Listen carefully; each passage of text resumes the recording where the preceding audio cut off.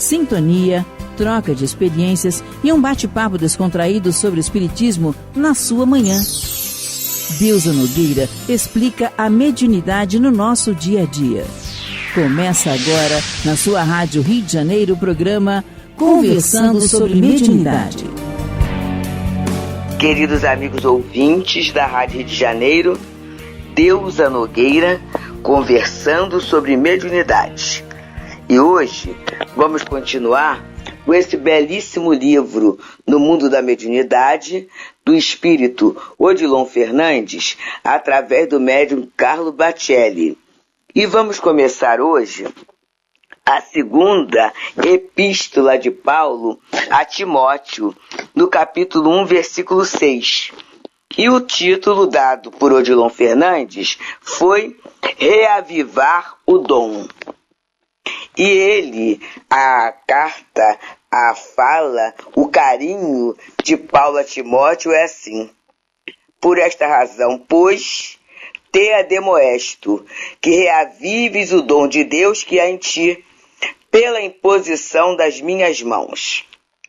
E Odilon Fernandes vem comentando lindamente esse dito bíblico, começando assim: ao que depreendemos deste trecho da segunda epístola de Paulo a Timóteo, o jovem discípulo talvez estivesse relegando ao esquecimento o dom de Deus, que pela imposição das mãos do apóstolo se lhe haviam desabrochado.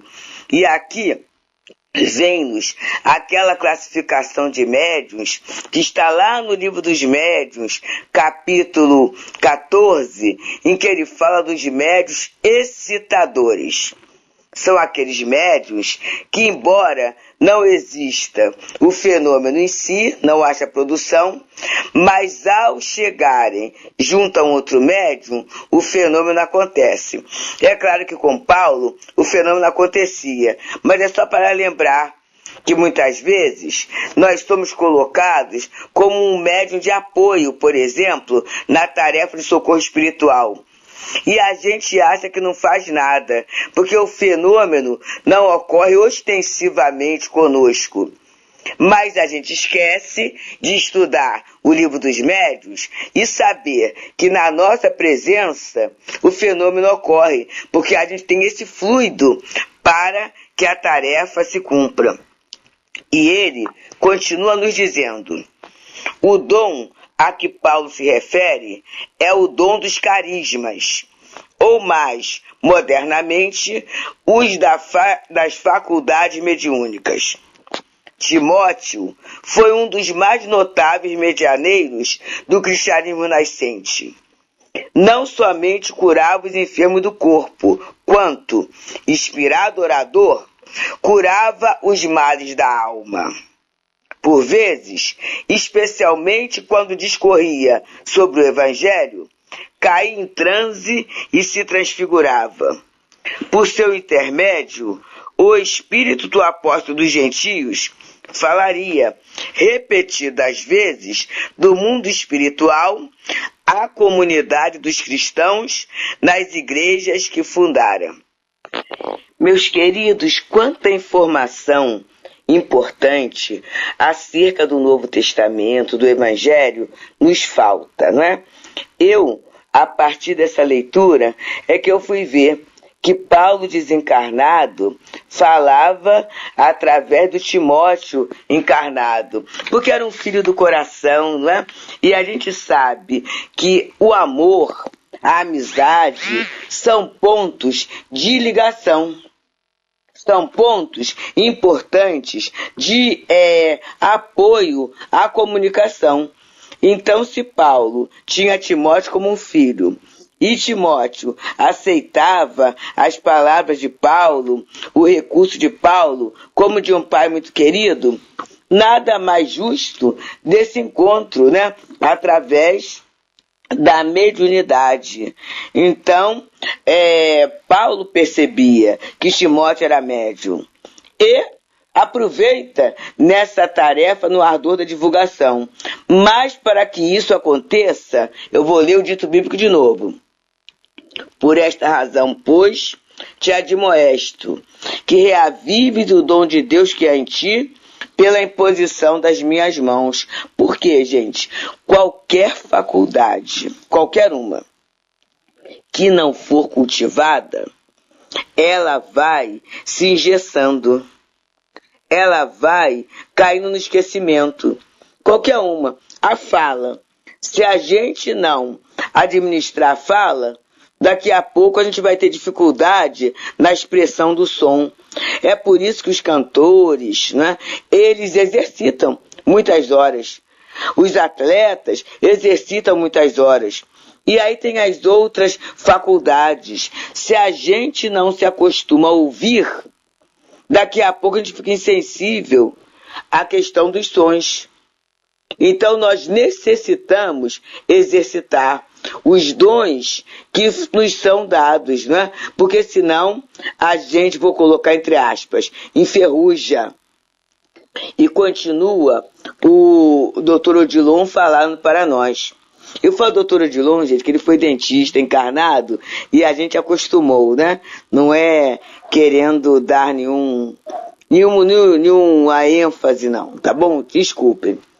No Espiritismo, temos inúmeros e excelentes sensitivos que, infelizmente, não valorizam as próprias faculdades medianímicas, não colocando o cultivo dos seus dons na lista de suas prioridades na existência. Então é assim, a gente entra para o trabalho por orientação espiritual ou pela experimentação, e aí começamos ali a trabalhar como médium.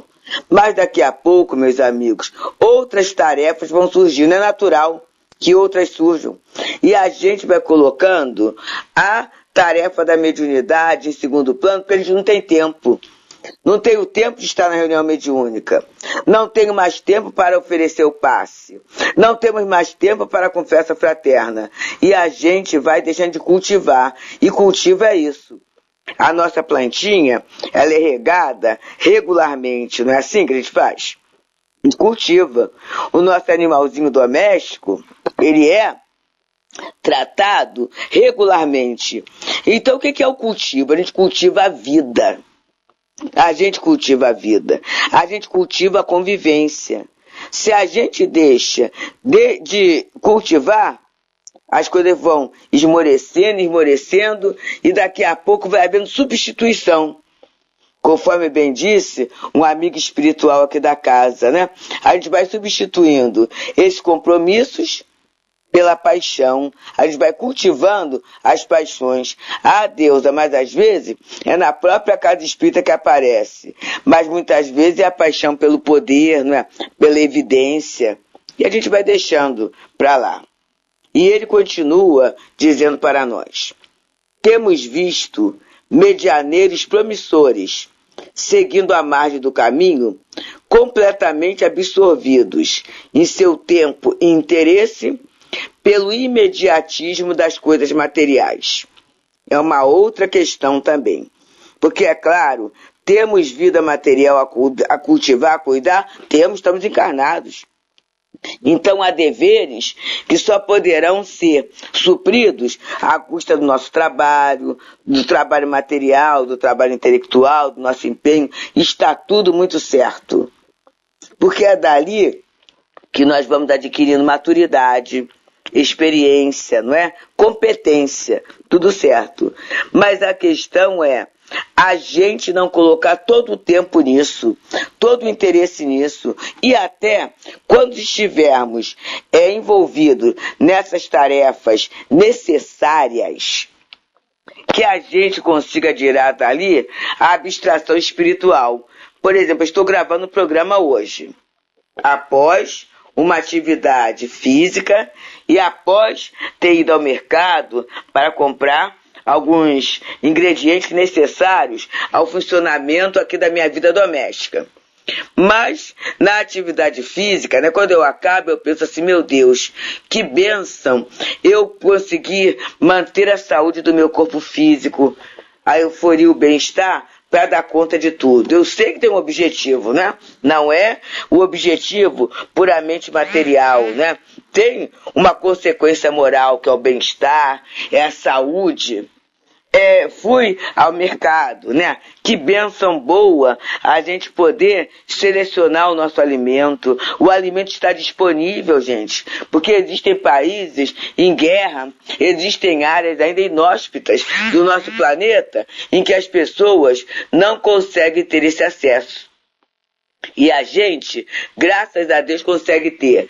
Pela abundância do nosso país, né? Eu fico olhando a beleza do hortifruti, dos legumes, das verduras, das frutas. A gente tem sim abundância o tempo todo para escolher. E também pelo recurso financeiro que nos possibilita esse acesso. Então, é o material, né? E Paulo fala bem, né? Semeia-se corpo espiritual, ressuscita-se corpo espiritual. Semeia-se na corruptibilidade, porque tudo que é material é corruptível, e colhe-se, né?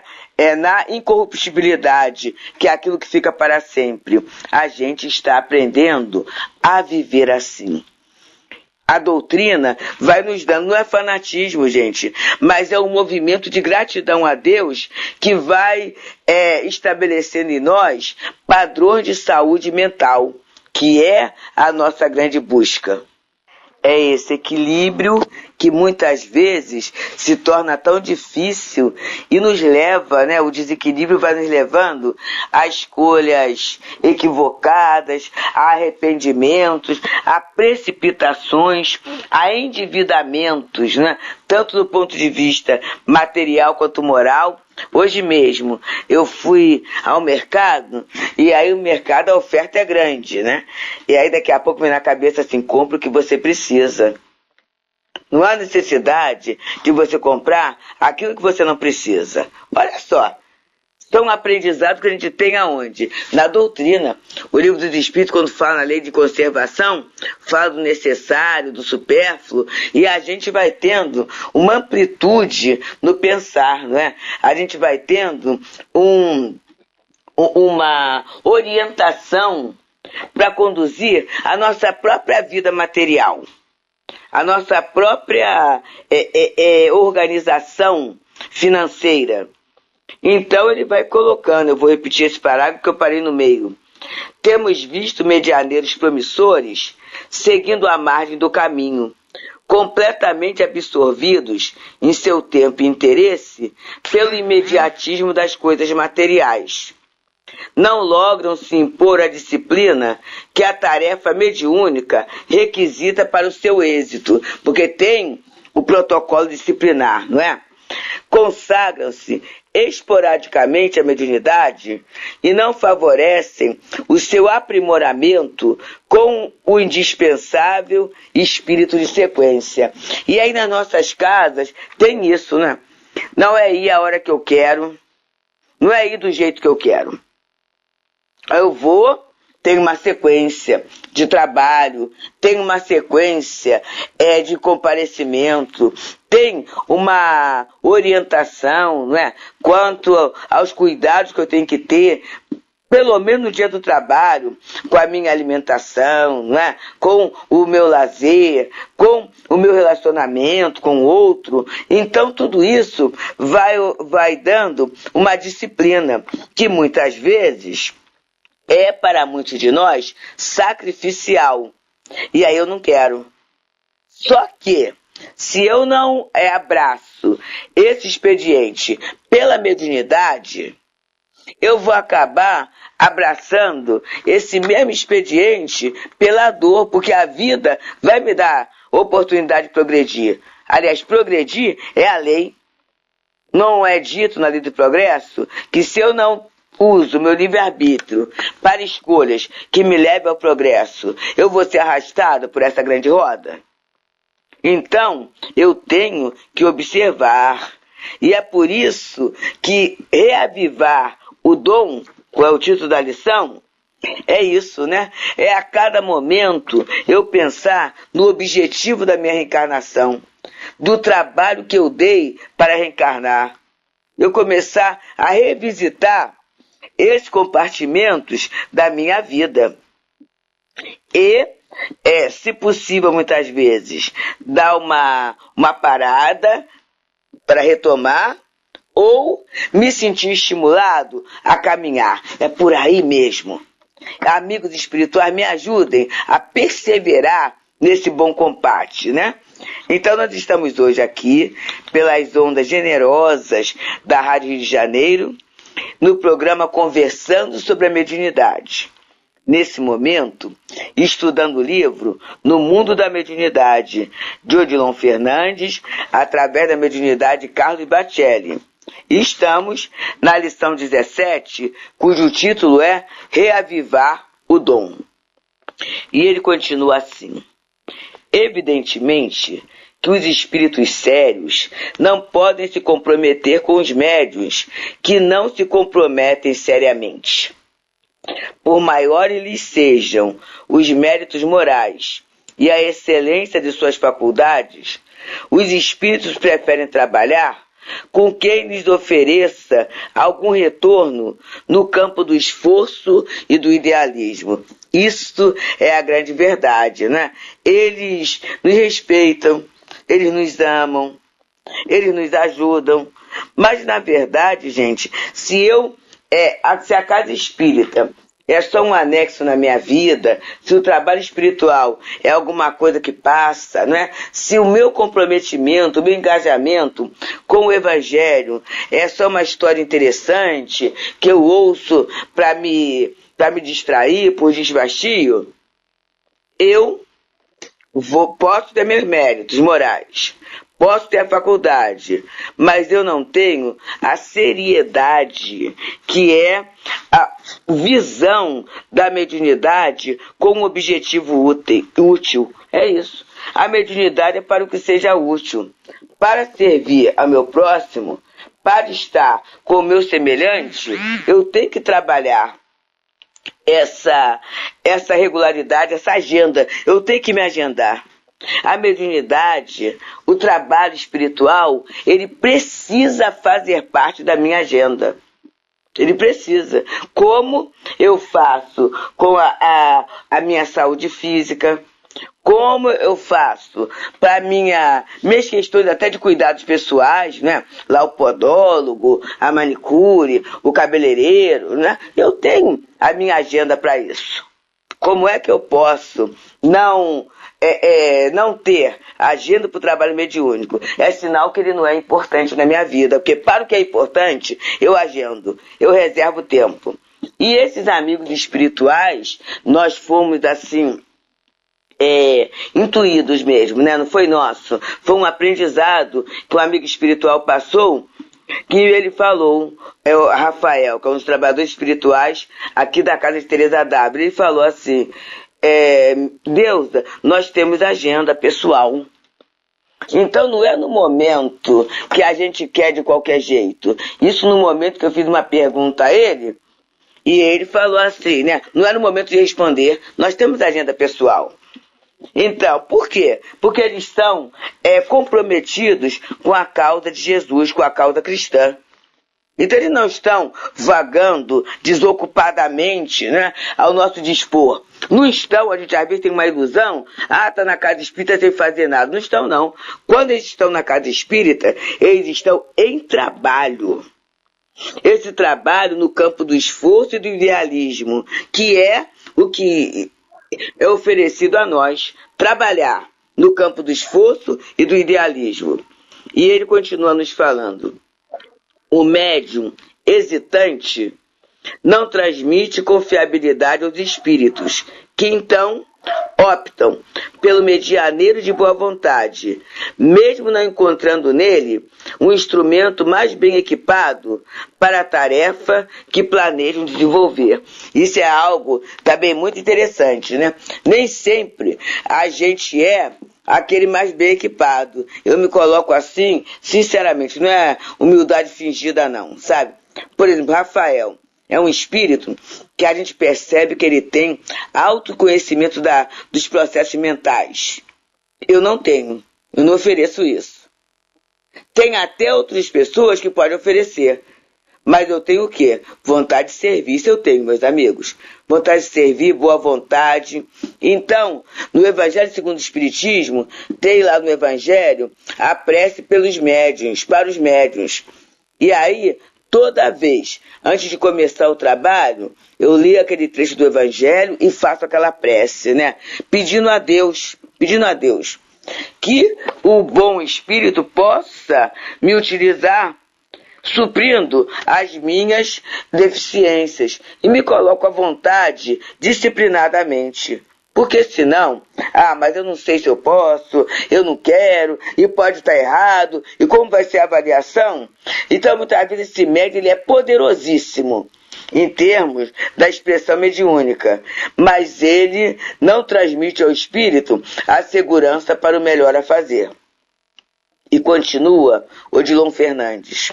O interesse do médium pela mediunidade é fator de fundamental importância, pois, caso contrário, a sintonia sequenciada fica prejudicada. E, sem dúvida, qualquer interrupção em termos de mediunidade transforma-se num obstáculo quase inarredável. Gente, é isso. Ele está falando aqui interrupção. É aquele negócio que eu acho, desculpe, que eu posso faltar e que ninguém tem que me cobrar nada porque eu sou voluntário. E eu acho muitas vezes que o cuidado do outro é uma cobrança, não é? É cuidado. E ele continua. No medianeiro, as percepções mediúnicas podem ser comparadas a uma gleba de terra, que para produzir a contento carece ser trabalhada. Exercer a mediunidade significa, sobretudo, exercitá-la com regularidade. É isso. Regularidade tem que fazer parte da nossa agenda. E continua ele falando. Os medianeiros não constantes são médios eventuais, com os quais, evidentemente, não se pode contar nem os homens, nem os espíritos. Isso é muito sério, gente. Porque os homens, na casa espírita, nós somos voluntários. Então a gente sabe que fulano pode fazer isso, ciclano pode fazer aquilo, beltrano pode fazer aquilo outro. Não é assim que as coisas funcionam? E aí, aquela pessoa que veio e fez outra, a gente não conta, porque a gente precisa. A gente tem, aqui no Teresa d'Ávila, uma querida amiga, a Serafina, e outra querida irmã, amiga também, a Beth, As duas, no dia do trabalho de atendimento espiritual, que é terça-feira, elas chegam cedinho. Então, antes de 1h, a reunião começa às 3. Elas estão abrindo. E aí a Beth vai providenciando, as questões da cozinha, da organização. Serafina vai providenciando a arrumação do ambiente, as aguinhas, tudo isso. Então são pessoas que você pode contar. E tem a chave da casa, porque sempre elas chegam no horário. Estão sempre fazendo ali a tarefa. Estão percebendo, gente? Então, o material, a equipe material da casa, a direção material da casa sabe que essas companheiras são assíduas, são frequentes. E aí vamos colocar no ponto de vista espiritual. Aquele médico que está ali, que não falta, a espiritualidade também conta com eles. E ele vai dizendo assim, é necessário que o portador deste ou daquele dom medianímico pense no seu compromisso com a espiritualidade e acredite no seu potencial, não menosprezando em si as faculdades que se lhe manifestam naturalmente. A modéstia excessiva é tão prejudicial, quanto a presunção. A modéstia excessiva é tão prejudicial quanto a presunção. Existem médios que se anulam exatamente por se acreditarem incapazes de algo produzir de bom no exercício de suas faculdades. Imaginemos se tivéssemos que renunciar aos sentidos físicos unicamente porque ainda não sabemos utilizá-los de forma conveniente.